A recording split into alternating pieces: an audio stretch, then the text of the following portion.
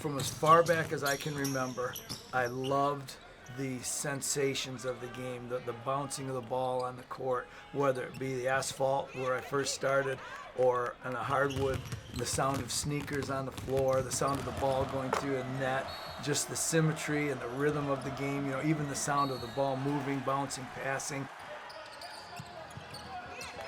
Every day that I get to be a coach, every day that I get to wear sweats and come into an office and come into a gym, I count it as a great blessing, and it's a great privilege, but there's a great responsibility. I feel constantly a responsibility to make myself better. We talk about players, we demand players get better in the off season or work hard in their games and develop this and develop that. I feel that pressure as a coach, that I have to continue to grow, learn, and evolve in order to become better for them. It is a sacred calling. Both parents were very, very supportive. And once I gravitated to basketball, my dad would take me to games as a kid. He grew up in Lansing, so we would go to high school games here at Jennison Fieldhouse. I remember to this day seeing the Pontiac Central teams and the Flint teams and the River Rouge teams. And so basketball, just the more I was around it, it just got in my blood, and it just resonated with me.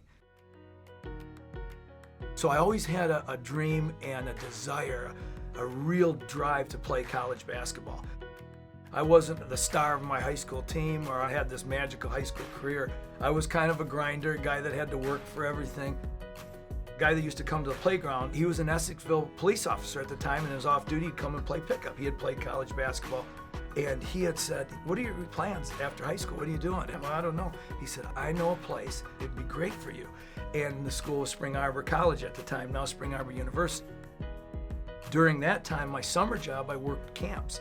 And one of the camps I worked all summer was Wolverine Summer Basketball Camp up in Wolverine, Michigan. Bill Russell came and spoke to the camp in its early years. This was a great breeding ground for my love for the game, for learning. We worked under the direction of a brilliant basketball coach named Bill Ollenbrook, who was a master teacher. And so my love for the game was fueled.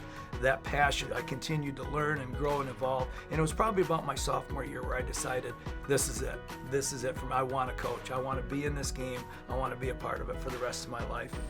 Next thing I knew, I'm on a plane flying to West Point, interviewed and was offered the job at West Point. And so I spent 3 wonderful years at the U.S. Military Academy at West Point.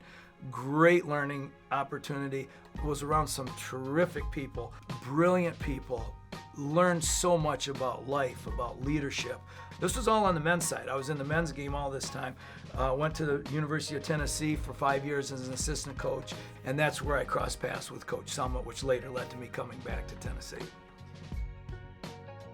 One of the things Pat was so passionate about, she was highly competitive, probably as competitive a person as I've ever been around or will be in my life, but she was so passionate about empowering young women to have a voice and to be leaders and to take their place in the world and to stand up for themselves and to really realize the greatness within themselves. And it was inspiring to see that. It was really inspiring to be around her, to work with her. Point guards, don't forget too, we can cut the court.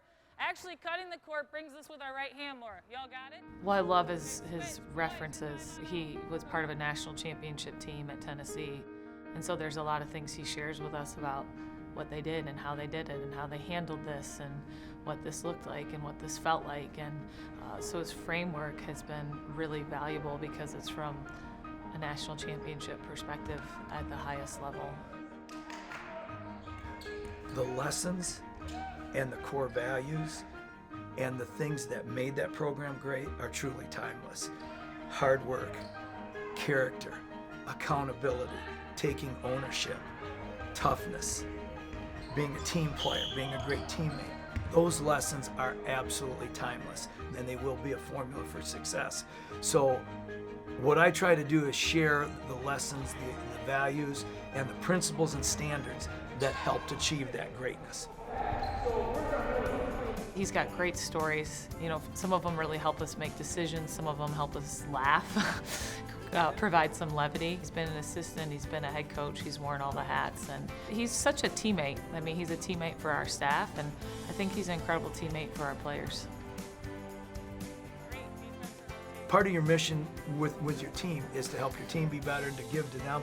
But part of my mission also is to pour into myself, to make myself better, so that I can again in turn give that away to my team.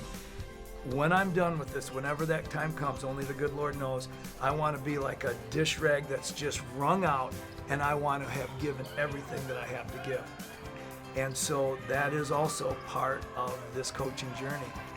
I'm very, very thankful for it overall.